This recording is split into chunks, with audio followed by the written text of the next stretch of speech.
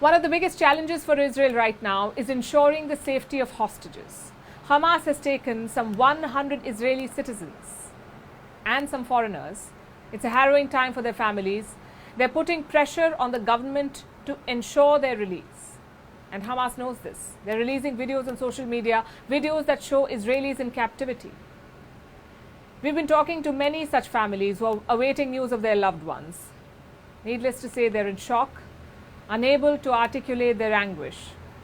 Here's what they told us. This is Moran. She is an Israeli woman, an animal lover. She designs jewelry. For weeks, she was looking forward to the Supernova Festival, the music festival held in southern Israel last Saturday.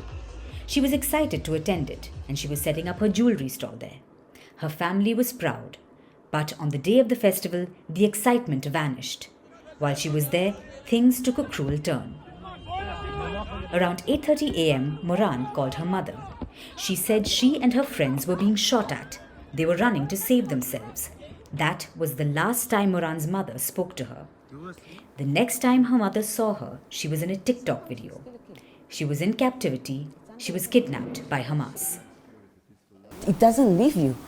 The fact that Moran is somewhere, we don't know what's going on with her. It doesn't sound good. We know that she was kidnapped. Yeah, we know that she was kidnapped. She's being held. It's frightening. To see his parents, that devastated. To see our parents is heartbreaking. My parents are devastated from all this event. Me and my friends and family, we still holding on together. We still have faith that she's alive. We want her to come back home. Supernova was like any other music festival. About 4,000 young people had gathered. They were dancing at dawn. But above their heads, black clouds were gathering. Perhaps an indication of what was to come. In the hours that followed, Hamas fired thousands of rockets into Israel, and armed terrorists stormed the festival, which quickly turned into a massacre. This became one of the first and worst hit zones. The slaughter was captured on camera. 260 people were killed at the festival and lost their lives. Not just that, when the festival became a war zone, many people were taken hostage, including Moran. And for her and about 140 others, the nightmare continues. One of the most harrowing videos to emerge is that of Noa Argamani. She was attending the festival, but during the attack, she was abducted by Hamas.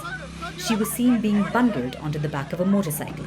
She was crying and screaming, reaching out to her partner, but all he could do was watch. Both are still in captivity. What can I say? My whole life since she was born, I have done my best to protect and to hug her and to support and love her. And now, in this difficult moment, to at least encourage her. I couldn't say anything to tell her something. Noah, cheer up. I saw her boyfriend crying. What difficult days. Difficult days. The helplessness is pervasive and the grief is overwhelming. What do you do when your children, your loved ones, are taken away by terrorists? Parents of the abducted Israelis are desperate.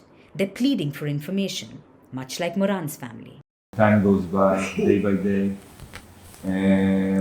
with no more information. We just we stop finding any more clues.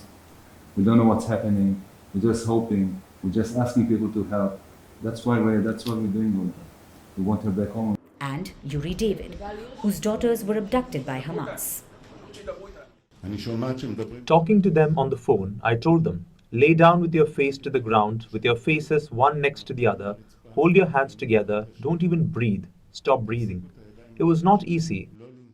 It was something like 30 minutes that I was with them on the phone, until I heard 4 breaths like that, and after that, she didn't answer me anymore. I'm asking for the whole world to see what I'm going through.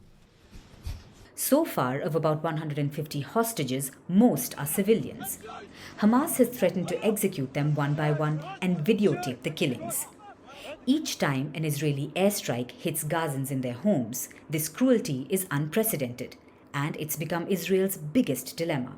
It took also a while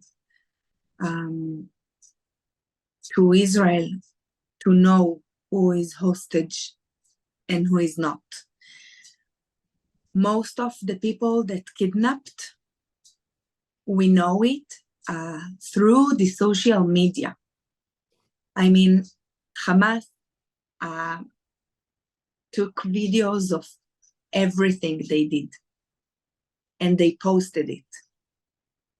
That's how us and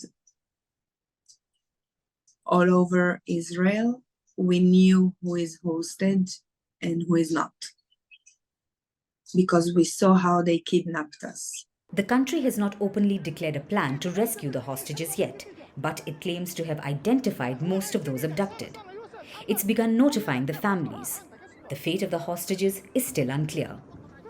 In the meantime, Israeli families have created their own informal groups. They are publicizing details about their abducted relatives and asking for international help. We really need international help. We really need international help in order to bring Moran home. We really need help in order to make it as important for the leaders as it is for us, because she's worth it. These distraught families are living on a prayer and the hope that they will get to see their sons, daughters and siblings once again.